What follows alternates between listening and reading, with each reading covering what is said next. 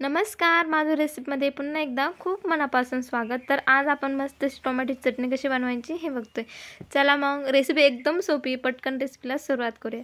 तर इथं सगळ्यात आधी आपल्याला 3 चमचे तेल गरम करून घ्यायचं। आता इथं तेल गरम झाले यामध्ये आपल्याला जिरं घालायचं आणि मोहरी असेल तर मोहरी घालायची। आता इथं जिरं चांगलं फुलू द्यायचं। जिरं चांगलं फुललं की अर्धा चमचा हळद घालायची। आणि आता आपल्याला इथं मी 1 वाटी बारीक चिरलेला कांदा घेतला आहे आणि आपल्याला हा कांदा चांगला असा व्यवस्थित परतून घ्यायचा।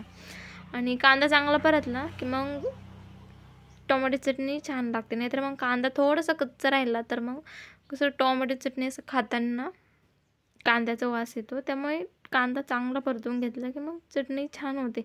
आता इथं चांगला कांदा परतून झाला आहे तर इथे मी 7 ते 8 हिरव्या मिरच्या, 7 ते 8 लसणाच्या पाकळ्या आणि 5 ते 6 शेंगदाणे याचा मी असा ठेचा बनवून घेतला आहे। खलबत्त्यातच हे ठेचून घेतलं आणि हे खलबत्त्यात ठेचून घेतलं की म्हणजे कसं टोमॅटो चटणीला एक वेगळीच चव येते। ते मिक्सरमध्ये काढल्यापेक्षा ना अशी खलबत्त्यात ठेचून घ्यायचं।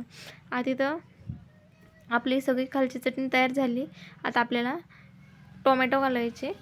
तर इथं मी 5 ते 6 छोटे टोमॅटो होते ते इथे मी चिरून घेतले।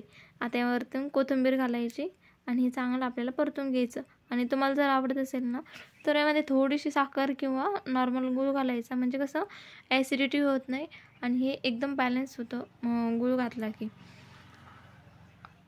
आता इथं माझ्या मुलाला तशी गूळ घालून नाही आवडत चटणी, अशीच आवडते त्यामुळे मी अशीच बनते। आणि चटणीमध्ये पण आमच्या घरामध्ये ना खूप प्रकार।